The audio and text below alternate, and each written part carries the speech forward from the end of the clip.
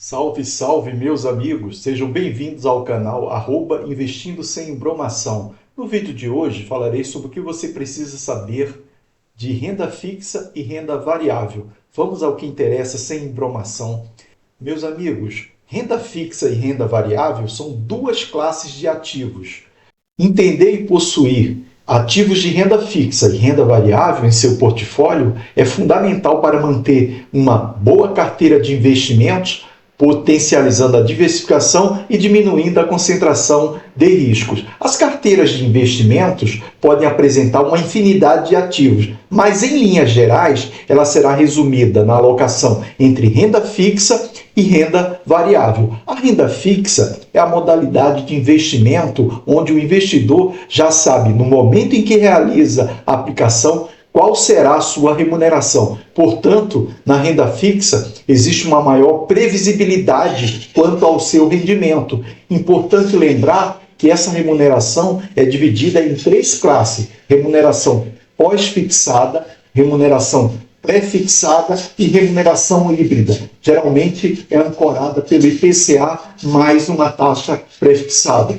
Os investimentos em renda fixa tendem a ser considerados os mais seguros do mercado. Porém, é fundamental que o investidor entenda que em alguns títulos existem, em virtude da marcação a mercado, como já falei anteriormente, a possibilidade de se obter prejuízos e até lucros maiores dentro dessa classe devido ao fenômeno dessa marcação a mercado. Entretanto, em linhas gerais caso o investidor mantenha o valor aplicado até o vencimento, o risco dessas aplicações são muito pequenos. Por essa característica, são tão buscados por investidores com perfil conservador. Em outro vídeo eu falarei dos tipos de perfis do investidor. Mas, Tiago, afinal, o que é renda variável? A renda variável, meus amigos, por sua vez, diferente do que ocorre dentro da renda fixa, não apresenta rentabilidade prevista no momento da aplicação dos valores. Nesse sentido, nessa modalidade de investimento, a rentabilidade só será conhecida pelo investidor no momento do resgate, podendo ser inclusive uma rentabilidade negativa em virtude dos riscos atrelados aos ativos que se enquadram na renda variável.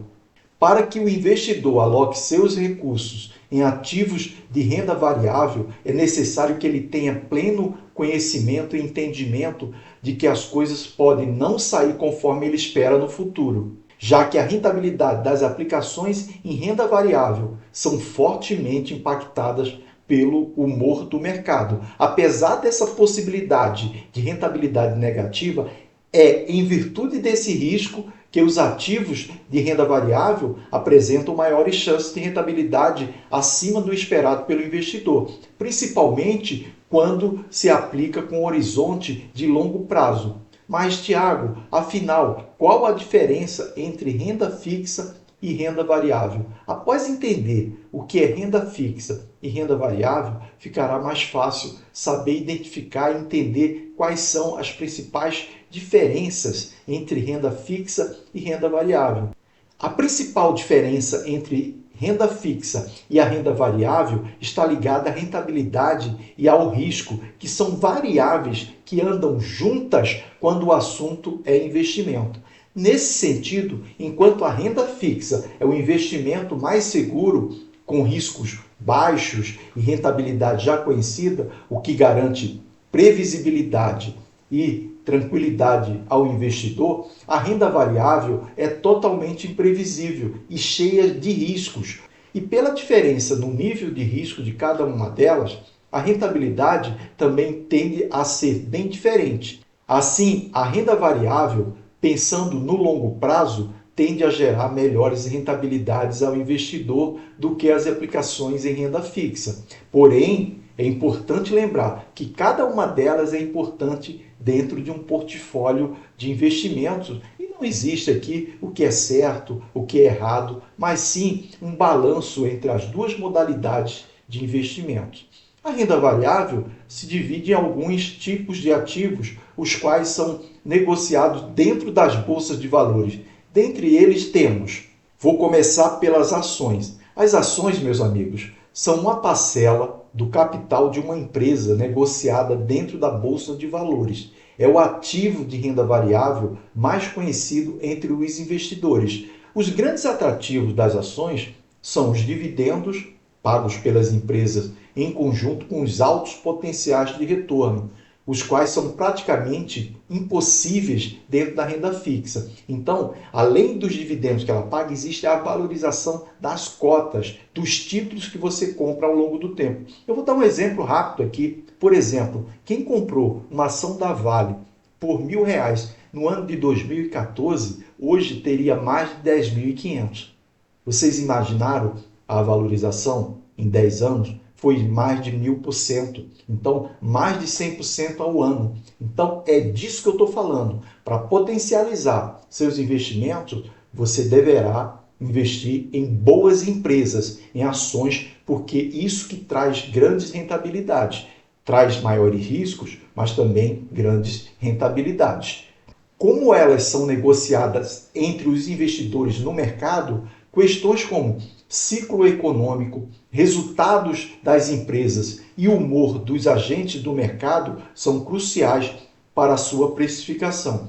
Portanto, se você quer entrar no mercado de ações, saiba que irá se deparar com grandes oscilações, ou seja, com grandes volatilidades. Lembra quando a gente fala em volatilidade? É o preço da ação que ela sobe, desce. A gente fala que anda no movimento de bêbado. Além da distribuição de dividendos, é muito comum as empresas distribuírem aos seus acionistas juros sobre capital próprio.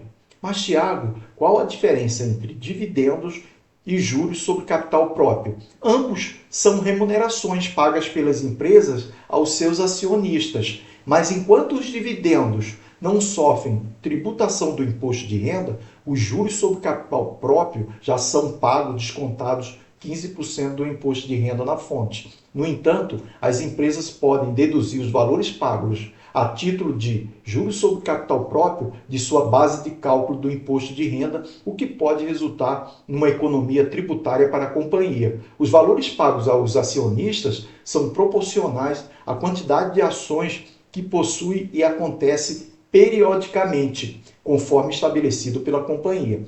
A principal vantagem tributária para a empresa é que ela pode deduzir os valores pagos a título de juros sobre capital próprio da sua base de cálculo do imposto de renda pessoa jurídica, IRPJ, e da contribuição social sobre o lucro líquido, CSLL. Dessa forma, a companhia diminui seu lucro tributável e, consequentemente, reduz o montante de impostos a serem pagos. Por isso, há um limite de distribuição de juros sobre capital próprio que uma empresa pode efetuar. Não é o que a empresa decide. Então, tem uma regra, tem um limite ali imposto por Constituição própria das leis brasileiras. Vocês entenderam esse aspecto aí? Os juros sobre capital próprio são tributados na fonte, ou seja, a empresa já retém o imposto de renda sobre esses valores antes de distribuí-los aos acionistas. É importante destacar que, diferentemente dos dividendos, que são isentos do imposto de renda para investidores pessoa física, os juros sobre capital próprio são tributados. No entanto, mesmo com a incidência do imposto, o juros sobre capital próprio pode ser vantajoso para os acionistas, pois a economia tributária obtida pela empresa pode resultar em uma maior distribuição de lucros. Dessa forma, a companhia diminui seu lucro tributável e, consequentemente, reduz o montante de impostos a serem pagos ao governo. Por isso, há um limite de distribuição de juros sobre capital próprio que uma empresa pode efetuar, como já falei anteriormente. Ok? Entenderam esse aspecto aí da diferença de dividendos para juros sobre capital próprio? Dividendos a empresa distribui ali de acordo com o seu resultado, com o seu lucro, mas os juros sobre capital próprio, como tem uma vantagem tributária, ela tem um limite. Então ela utiliza esse limite, que é vantajoso tanto para a empresa, que acaba beneficiando os acionistas, conforme já falei, porque ela pode resultar numa maior distribuição de lucros ali, devido a essa redução na sua tributação, mas ela divide a sua maior parte na forma de dividendos ali, ela distribui aos acionistas na forma de dividendos. Ok? Ficou claro isso aí? Vamos continuar? Eu vou falar agora do segundo título de renda variável, que são os fundos imobiliários. Mas, Thiago, o que são fundos imobiliários? Os fundos imobiliários, meus amigos, se tornaram muito conhecidos no mercado a partir de meados ali de 2019 para cá, período em que o número de investidores nessa classe de ativos aumentou vertiginosamente. Nos Estados Unidos, ele já tem desde os anos 60 e, logicamente, foi copiada essa ideia dos fundos imobiliários, foi migrado dos Estados Unidos para cá. Eles são uma forma dos investidores acessarem um dos mercados mais fortes do país, o setor imobiliário, por meio dos FIIs, que é o chamado, os fundos imobiliários são chamados de FIIs, tá? É possível comprar cotas de galpões logísticos, de shoppings, edifícios comerciais, entre outros, fundos de tijolos, de papéis e fundos híbridos. Apesar de apresentarem, na média, oscilações menores do que as ações, eles também são ativos de renda variável e podem impactar as carteiras de investimentos, sejam com grandes valorizações ou grandes desvalorizações. Portanto, sofrem oscilações também. Os fundos imobiliários ganharam muito mercado por conta da recorrência do pagamento dos aluguéis aos investidores, o que permite a criação de uma carteira de renda mensal, bem interessante quando os ativos são bem escolhidos. E o que acontece no caso dos fundos imobiliários? Assim como você recebe o seu aluguel ali quando você tem um imóvel, o inquilino não lhe paga todos os meses o valor do aluguel para você, a mesma coisa acontece com o fundo. Então, ele paga uma espécie de aluguel para seus cotistas e é de acordo com o número de cotas que você possui. Por exemplo, eu tenho um fundo que ele possui salas comerciais, são alugados ali para advogados, médicos, dentistas, profissionais, né, liberais. Então, todos os meses, ele me paga 79 centavos por cota. O que acontece? Se eu possuir 1.000 cotas nesse fundo, eu vou receber R$ 790. Se eu possuir 2.000 cotas nesse fundo, eu vou receber todos os meses R$ 1.580. Vocês perceberam que R$ 1.580 é mais do que o valor de um salário mínimo, que é 1.412? Então, vocês perceberam aí uma forma de gerar renda passiva para que você tenha um rendimento todos os meses, como se fosse uma aposentadoria extra para você?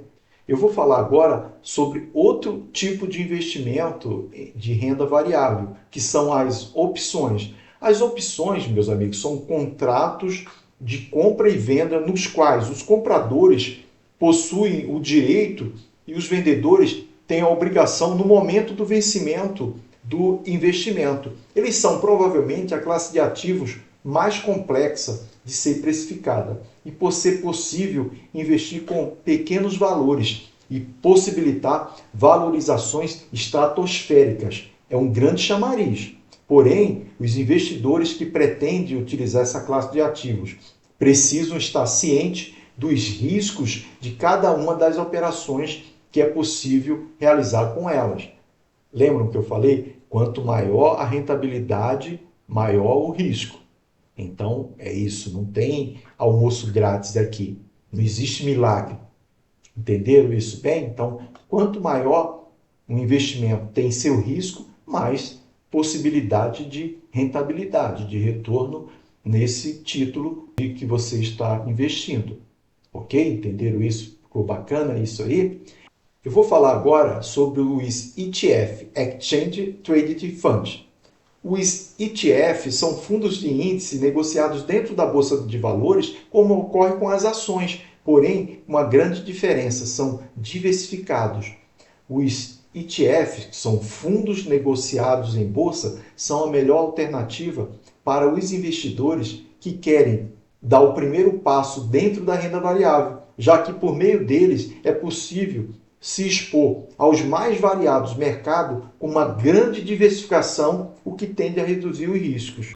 Com apenas uma cota de ETF, o investidor pode se expor ao mercado de ações brasileiro, norte-americano, ao mercado de ouro e, mais recentemente, ao mercado de criptomoedas, pois existem ETFs atrelados às criptomoedas. Meus amigos, as minhas aplicações em renda variável, eu costumo optar pela segurança, porque eu parto do seguinte princípio: o meu dinheiro foi conquistado com muito trabalho, com muita dedicação e com muito esforço.